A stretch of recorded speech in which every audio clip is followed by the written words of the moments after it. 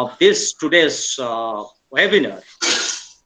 Keynote speaker, Professor Doipayan Bhattacharya sir, Center for Political Studies, JNU, New Delhi.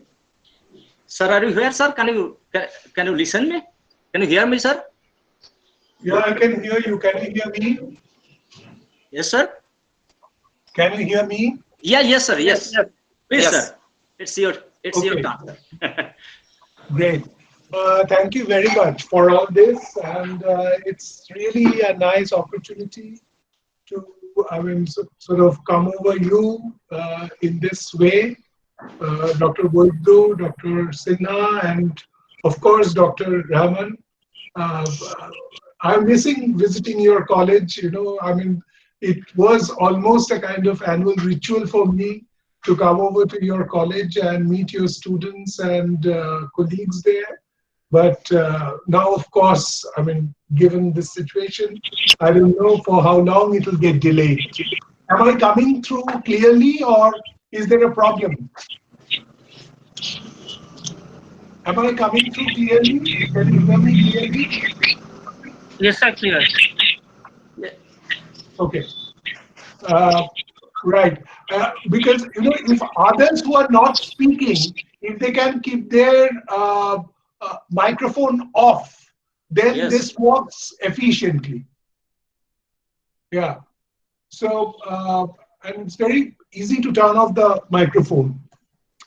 Now, the thing is that, we are meeting in such an unusual situation. All of you have mentioned that. And it's very important for us to really get a sense of the crisis that we are going through. Now, when we are in the middle of a crisis, sometimes, it hits us so hard. It hits us in such a way that there are times that we cannot really fathom that what we are going through. And this is one such crisis, because we don't know when it's going to end. We don't have any idea, how long this kind of situation will persist. We are all scared for our lives, for the lives of our near and dear ones. And there are certain measures that we can take, but none of these measures is actually foolproof. So we are in a situation that no generation before us, for centuries, they had to face a similar kind of situation.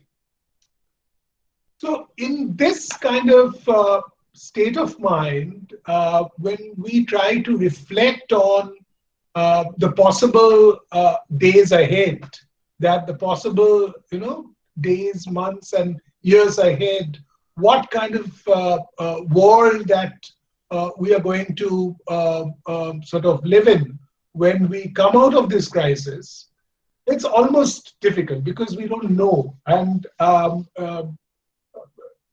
the world post-corona will be a qualitatively different world.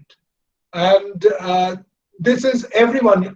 If you read the comments and commentaries by various people in the newspapers, journals, etc., all of them actually, all of them agree that it's not going to be same again. It's going to be vastly different in many ways. The most important thing which is being discussed very often is the economic impact of this corona. I'm not an expert in economics, but what I gathered, through my readings over these months, it seems that the kind of economic architecture which we had, the kind of global trade, global linkages, and flow of capital and investments that we had, especially since the mid of 1970s, that architecture is no longer sustainable. And some people are saying that it also means a certain crisis to the capitalist world order, Now, we know that capitalism has faced numerous crises before, and it had its own mechanisms to absorb and adjust to such crises.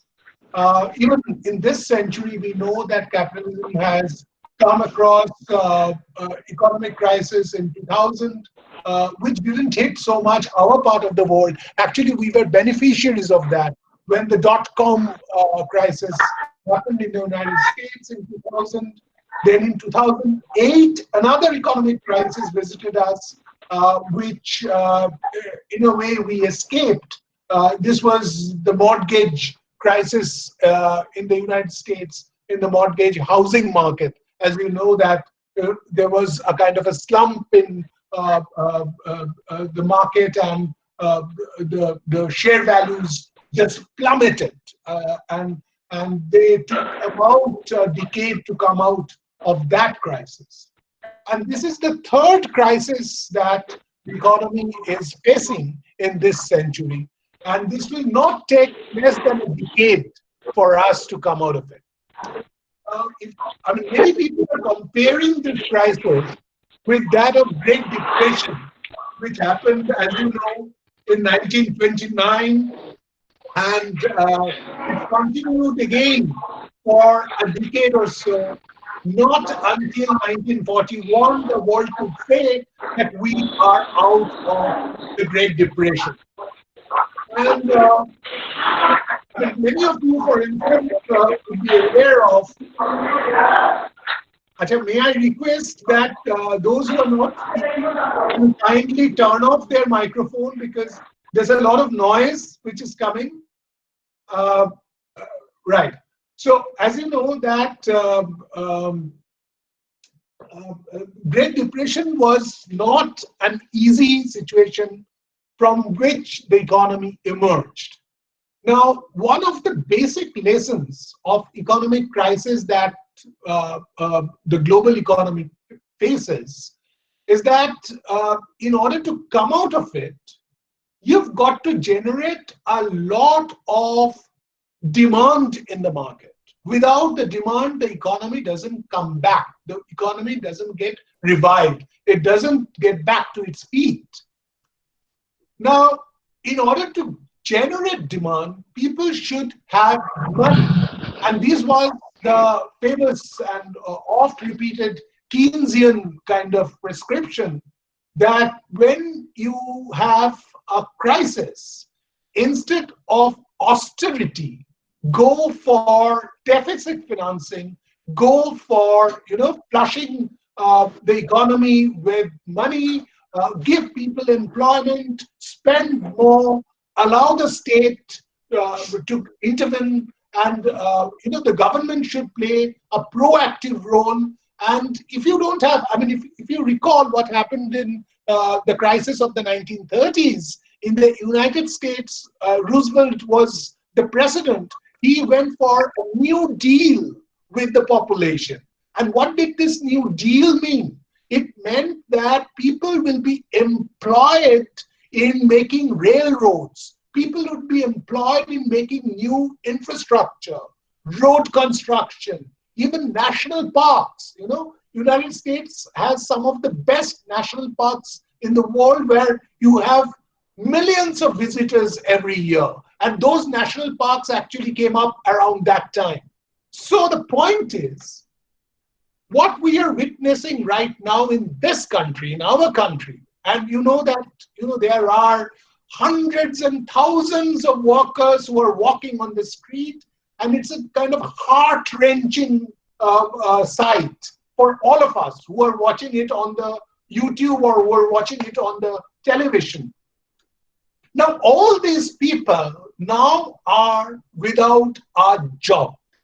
And just imagine people getting back home to their families in famished condition, without a job, without adequate food.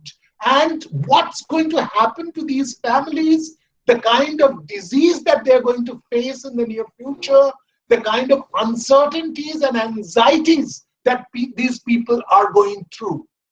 So, it is quite obvious that the role of the state and role of the government becomes extremely important in a situation like this.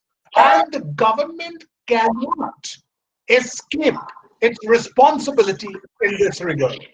Now, what is the role of the government? What the government should have done? What is, I mean, Professor Raman has mentioned that this lockdown was imposed rather abruptly and without giving enough time to people to react. And you know, the kind of predicament of the migrant workers, the fact that they had to walk on the streets day in and day out.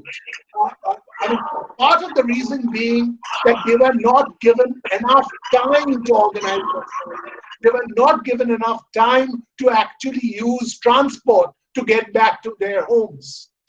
Now, the government in this particular case should come up front and tell people not to worry, that enough jobs will be created in the economy and the government will take responsibility for the creation of these jobs. I mean, this was the first thing the government should have done.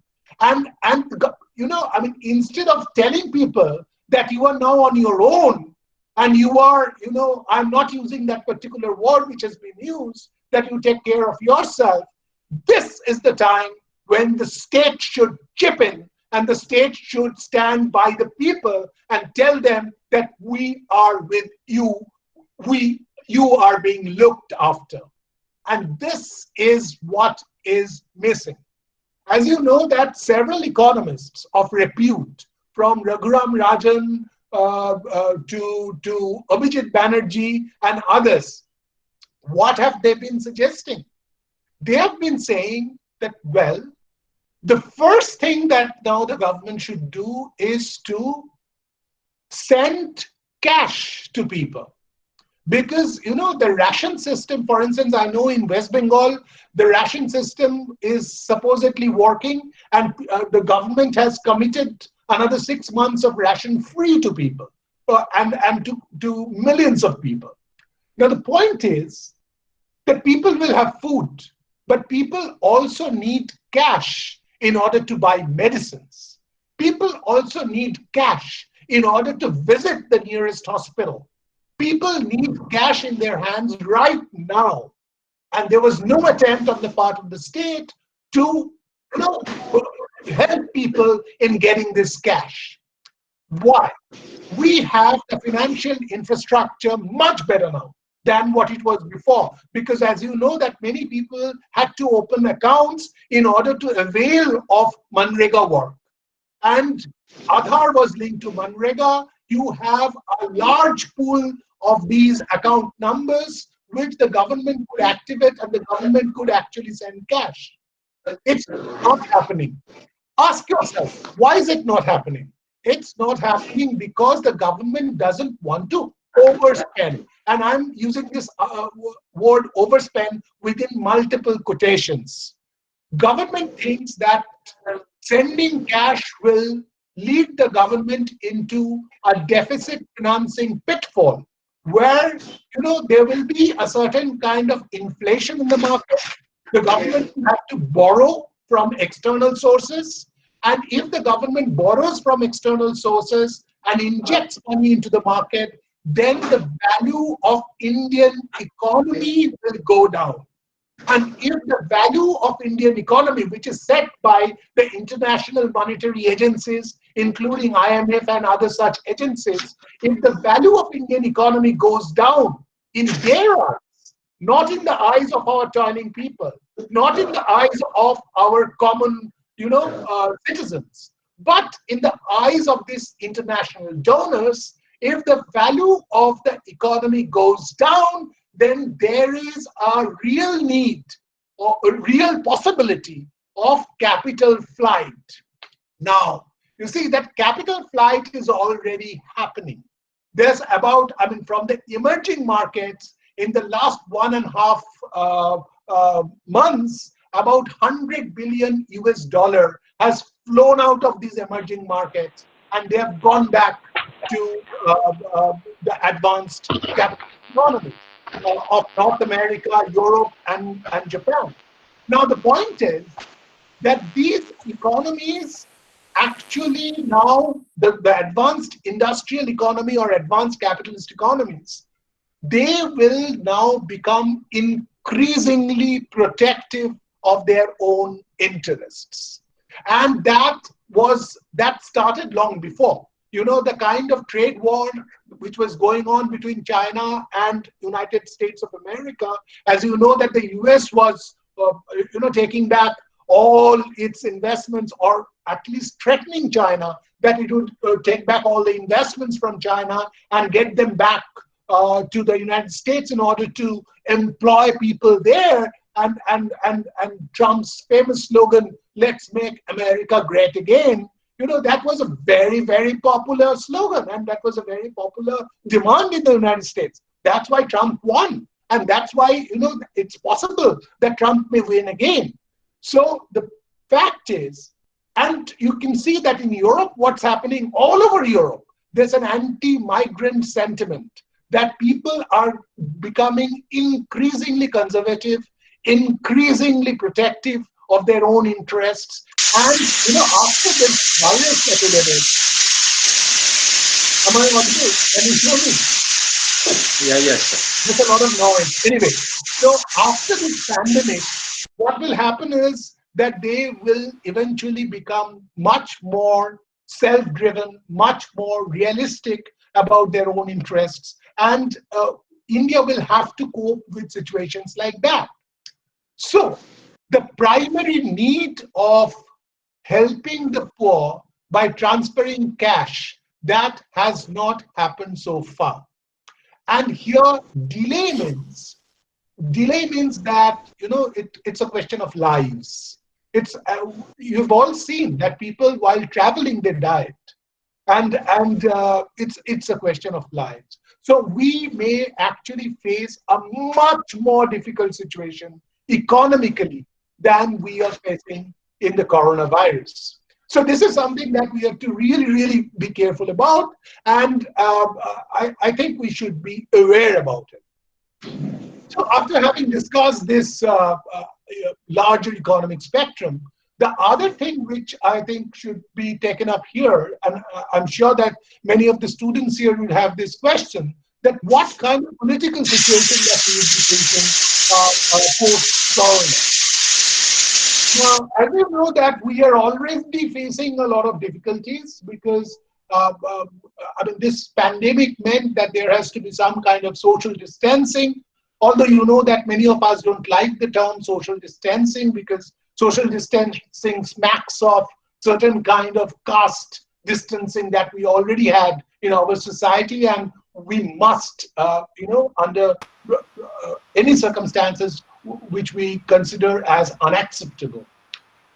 So many people are, instead of social distancing, many people are calling physical distancing. The point is that as a result of that, as a result of this kind of physical distancing, it's impossible to have the kind of the presence of the dissenting voices that we saw earlier in our streets, in our squares, in our maidans, etc., which make democracy possible. Because as you all know, that when we say that we are a democracy, of course we are a democracy, but we are a democracy with myriad limitations. Every democracy has limitations, we also have limitations.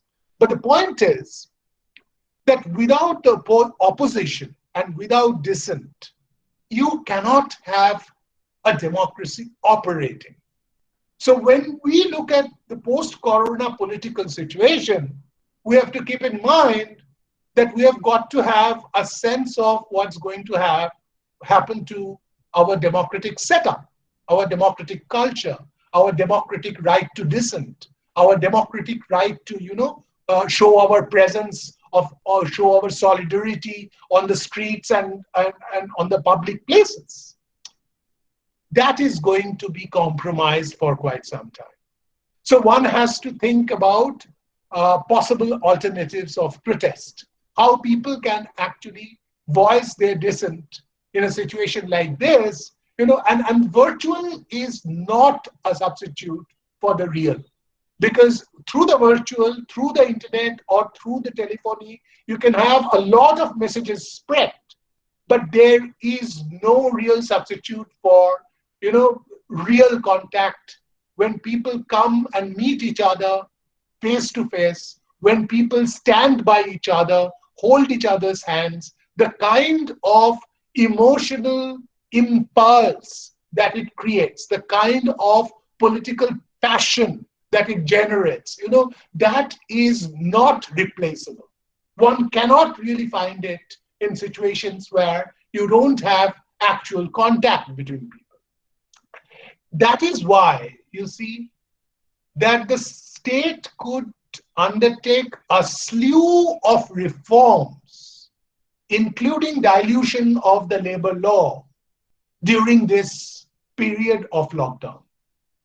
And you wouldn't see the kind of protest which could have been there if the situation was normal, because people are not in a position to protest now. But the state is in a much better position to undertake its own policies and carry those policies out where the people's voice is simply inaudible. People's voice cannot be heard right now. So that is a major threat to our democracy that we have got to think about. And we have to think about what alternatives could be there, how people would be able to,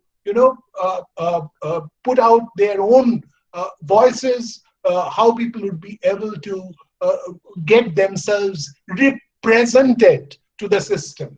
That is something which will become a major challenge for the people in the coming days. Thirdly, another important thing which has happened over this period is this, that, there was, as you know, a certain kind of huge inundation, I would say inundation of nationalism. That is, just before what was happening over the last several years was that, the government was using nationalism and national unity as a ploy to ascribe everybody who was not falling in line with the government's policies or government's priorities, calling them anti-national. I come from a university where I teach, for instance, which the government considers as anti-national. So, the point is that anybody, any dissenting voice was getting this kind of stigma that this is not just against the government. If you are against the government, then you are against the nation. Now, that kind of equation was being, repeated over again. Now, eventually, I would say that toward the end of 2019, that was not working so much because of the protest which sparked off, which was taken up by the students, by the minorities, by the socially kind of marginal section of our society, and so on. So there was a kind of a united voice of protest, which was giving rise to an alternative form of nationalism, and which was saying that, opposition to government doesn't mean opposition to the nation. And this was coming through. This was coming through quite obviously. And I would say that the government was in the defensive. But now that has stopped. And now you don't have an option, because that kind of protest, that kind of generation of assembly, it's not possible anymore.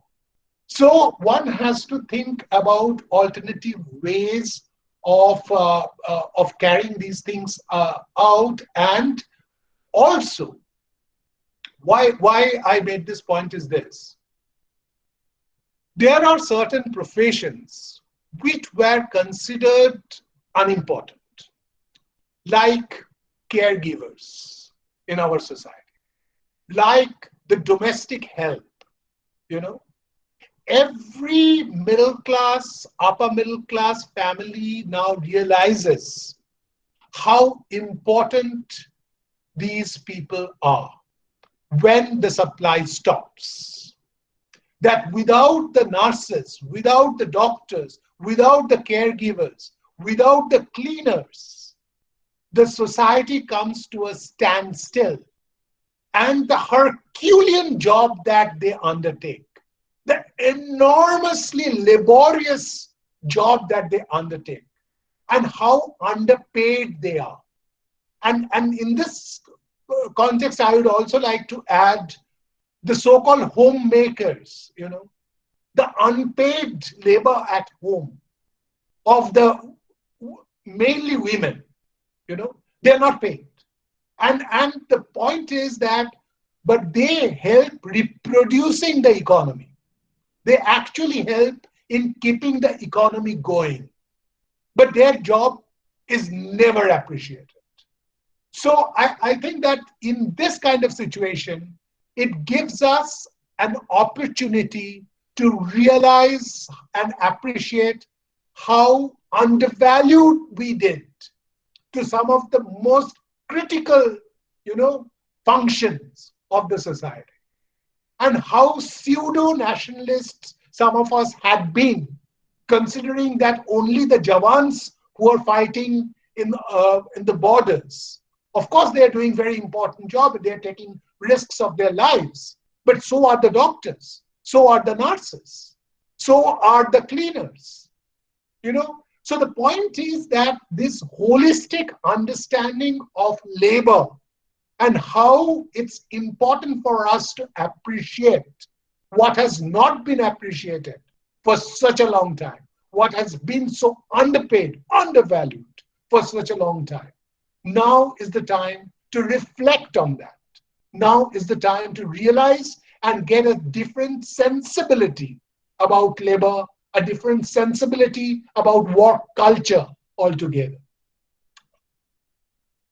Fourth, I would say, you know, this is, as you know, that in this country, some states have done better than others. Now, if you ask yourself that how come that some states coped with this crisis better than some others, the simple answer is the preparedness of the states. The states were at the different levels of preparedness. Now, we all know that it has been discussed not just in our country, but also in global media, how, for instance, Kerala has fared. Now, I am not speaking on behalf of any political party or any particular state. As you know that Kerala had switches in government every 5 years. It's not just one party which rules Kerala.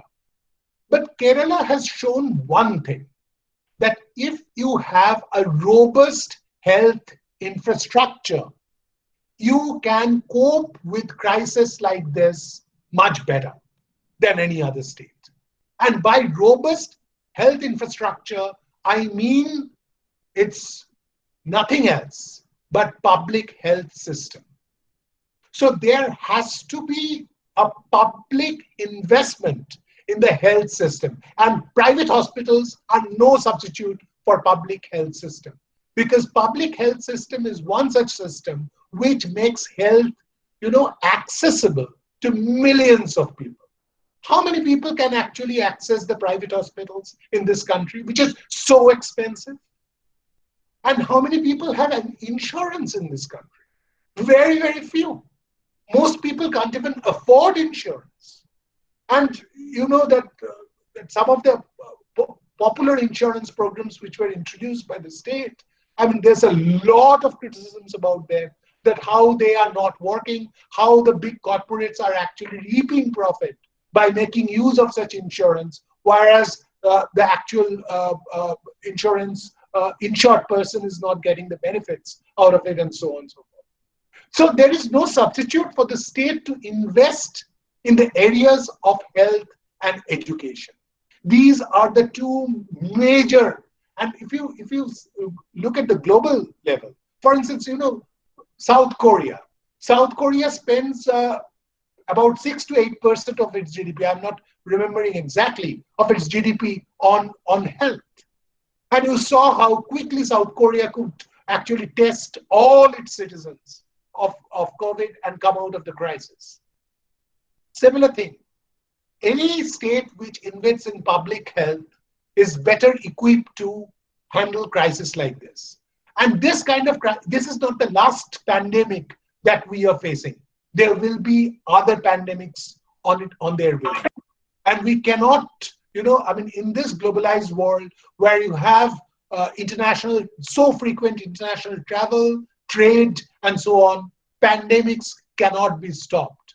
So these basic investments in public infrastructure, social infrastructure like health and education, this should be a demand from the state. And I think that all of us are getting increasingly aware of such demands. Now, having said this, the final thing which I will point out is the basic contradiction that we now see is that between human being and nature. Because, the kind of environmental degradation that our greed caused to this world, it's not sustainable. The environmentalists had been talking about this for a very long time. But even now in India, there are only few political parties which make environment as part of their, political policy. So it is now time for us, those who consider ourselves as conscious citizens, to bring up the question of environment and try to protect environment wherever it is possible. And the kind of, for instance, the dams, the big dams, or the big factories which take up, a lot of land, and unnecessarily so. Or for instance, when you come across huge places for mining, extraction of natural resources to satisfy our hyper productivist economies. These are the things that one has to be extremely critical of. And now is the time to take up these critical positions, because as you know that Gandhi used to famously say that world has resources for everybody's need, but not for everybody's greed. Now, of course, we are in a situation like as an emerging economy, our per capita footprint, carbon footprint, is much less than that of the United States of America. But we cannot consume ever at the level of United States of America, because if we do, if India or China decides to consume at the level of what US does, then the days of this world is numbered. Days of our, the world, it's impossible for the world to take that. So there is a need for a more conscious approach, a conscientious and conscious approach to our ecological and environmental issues on the part of the global community. And India can play a critical role in that direction, provided we give the moral leadership in this. And our state, our government, our corporates will not give the leadership unless we as citizens, raise our voice and make it a pressing need for the state to reflect on. So these are the, some of the major things that I thought, one could come out to it, but I'm sure that there are several other things that one could speak on, especially about the informal workers, about the state of our corporations as it will happen, the kind of political and public mobilizations, how things are going to change, etc., etc. But some of those things I think that I will leave to others for if somebody has any question. I'd love to respond to some of those questions. And since all my previous speakers were speaking in English, therefore I continued in English, but I'm sure that questions can be asked in Bangla. আপনারা যদি কেউ মনে করেন বাংলায় প্রশ্ন করবেন, মানে খুব স্বাচ্ছন্দ্যে করতে পারেন, আমরা বাংলাতেও